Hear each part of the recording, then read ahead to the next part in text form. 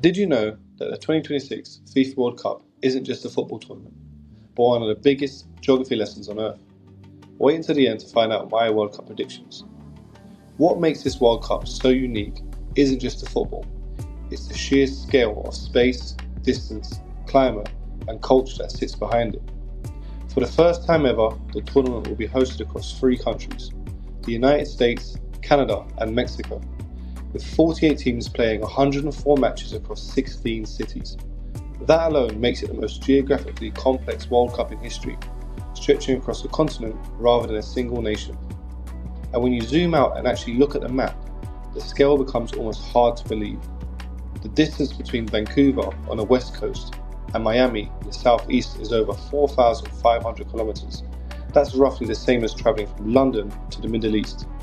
Teams, staff, and fans won't just be moving between stadiums, they'll be crossing an entire continent.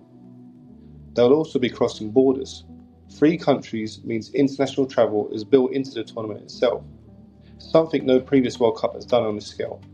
And layered on top of that are 4 time zones, from Pacific time on the west coast, through Mountain in central, and finally to Eastern time on the Atlantic side. The tournament is essentially running on multiple clocks at once. A match in Vancouver and another in New York aren't just physically far apart, they're separated by 3 hours of time. That affects everything: recovery, training, schedules, sleep cycles, and even when fans around the world are watching. But it's not just time and distance, it's also about the environment. North America contains a huge range of climates packed into one tournament.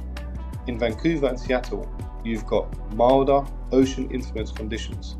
Move south and you hit the dry heat of Los Angeles. Go inland to Dallas or Monterey and temperatures can rise even further in semi-arid environments. Then down to Miami, and you're in a humid, tropical climate where the heat can feel completely different again. In a matter of days, teams could experience 4 very different weather systems without ever leaving the tournament. And that environmental contrast becomes even more extreme when you include Mexico City. Sitting at around 2,240 meters above sea level, it's one of the highest major cities in the world. At that altitude, there's less oxygen in the air, meaning players fatigue faster and recovery takes longer. It's a well-known challenge in international football, and it forces teams to adapt physically as well as tactically. But Mexico City also has another geographical story running underneath it. The city was originally built on the site of an Aztec lake settlement, and over time, groundwater extraction has caused parts of the city to gradually sink. So you've got a World Cup stadium in a city that is both high altitude and slowly subsiding.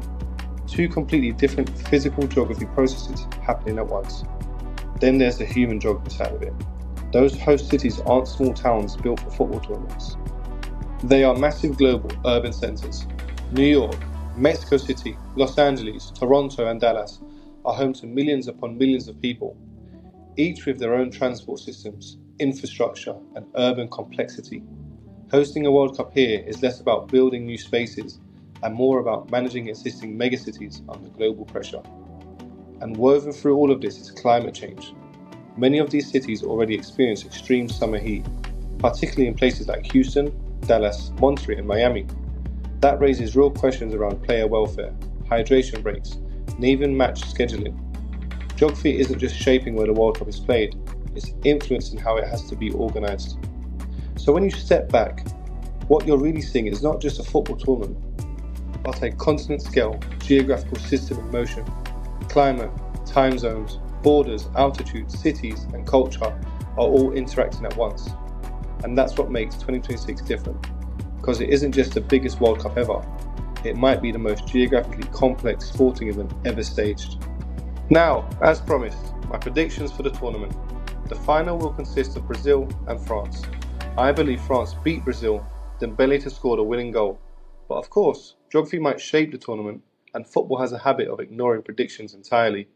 Let me know who you think wins in the comments, and if you enjoyed this geography breakdown, hit that subscribe button